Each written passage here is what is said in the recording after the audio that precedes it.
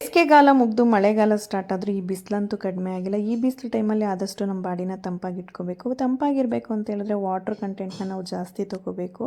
ನನ್ನ ಹಸ್ಬೆಂಡ್ ಅಂತೂ ಊರಿಗೆ ಹೋದಾಗ ಏನು ಮಿಸ್ ಮಾಡಿದ್ರು ಕೂಡ ಎಳ್ನೀರಂತೂ ತೊಗೊಂಡು ಬರೋದು ಮಿಸ್ ಮಾಡೋದೇ ಇಲ್ಲ. ತೊಗೊಂಡು ಬಂದರೆ ನಾವಂತೂ ವಾರ ಪೂರ್ತಿ ಎಳ್ನೀರಂತೂ ಮನಸ್ಫೂರ್ತಿ ಕುಡಿತೀವಿ. ಈ ಎಳ್ನೀರಿಗಿಂತ ನಮಗೆ ಅದರಲ್ಲಿರೋಂಥ ಗಂಜಿ ಅಂತ ಹೇಳಿದ್ರೆ ತುಂಬಾ ಇಷ್ಟಪಟ್ಟು ತಿಂತೀವಿ. ಭವಿಷ್ಯನೂ ಅಷ್ಟೇ ಎಳ್ನೀರಿಗಿಂತ ಗಂಜಿ ಅಂತ ಹೇಳಿದ್ರೆ ತುಂಬಾ ಇಷ್ಟಪಡ್ತಿಲ್ಲ. ಅವ್ರ ಅಪ್ಪ ಎಲ್ಲೋ ಹೋಗಿದ್ರು ಅಂತೇಳಿ ನನ್ನನ್ನೇ ಎಳ್ನೀರು ಕೆಚ್ಕೊಡು ಅಂತ ಹೇಳಿದ್ರು. ನಾನು ಎಳ್ನೀರು ಕೆಚ್ಚಿ ಕೊಡ್ತೀನಿ, ಗಂಜಿ ಅಂತೂ ನಾನು ಓಪನ್ ಮಾಡೋಕ್ಕಾಗಲ್ಲ, ನನ್ನಿಂದ ಮಾಡಲ್ಲ ಅಂತ ಹೇಳಿದೆ. ಅಮ್ಮ ಪ್ಲೀಸ್ ಓಪನ್ ಮಾಡಿ ಕೊಡು ಅಂತೇಳಿ ಗಂಜಿನ ಕೆಚ್ಚಿಸ್ಕೊಂಡು ತಿಂದಳು. ಅಕ್ಕ ತಂಗಿನ ಯಾವ ರೀತಿ ಕೇರ್ ಮಾಡ್ತಿದ್ದಾಳೆ ನೋಡಿ. ಯಾವಾಗಲೂ ಅಷ್ಟೇ ಹೇಳ್ತಾ ಇರ್ತೀನಿ, ಅವಳು ನೋಡ್ಕೊಳ್ಳೆ ಕರೆಕ್ಟಾಗಿ ಅಂತ ಹೇಳಿದ್ರೆ ಮಲಗಿರೋ ಮಗುನ ಎತ್ಕೊಂಡು ಈ ಥರ ಇಸ್ಕಿ ಇಪ್ಪೆಕಾಯಿ ಮಾಡಾಕ್ತಿರ್ತಾಳೆ. ಊರಲ್ಲಿ ಬೆಳೆದಿರೋಂಥ ಪಪ್ಪಾಯನ ತೊಗೊಂಡು ಬಂದಿದ್ರು. ನ್ಯಾಚುರಲ್ ಸ್ವೀಟ್ಸು ತುಂಬಾ ಚೆನ್ನಾಗಿತ್ತು ಅಂತೇಳಿ ಮಗುಗೆ ಪ್ಯೂರಿ ಥರ ಮಾಡಿಕೊಂಡು ಕೊಟ್ಟೆ. ಫಸ್ಟ್ ಟೈಮ್ ಕೊಟ್ಟಿರೋದು. ಅವಳಂತೂ ತುಂಬಾ ಖುಷಿಪಟ್ಟು ತಿಂತಾಯಿದ್ಲು. ನ್ಯಾಚುರಲ್ ಸ್ವೀಟ್ಸ್ ಆಗಿರೋದ್ರಿಂದ ಮಕ್ಕಳು ತುಂಬಾ ಇಷ್ಟಪಡ್ತಾರೆ. ವೀಕ್ಲಿ ಒನ್ಸ್ ಆದರೂ ಈ ಥರ ಪಪ್ಪಾಯ ಪ್ಯೂರಿನ ಕೊಡಿ.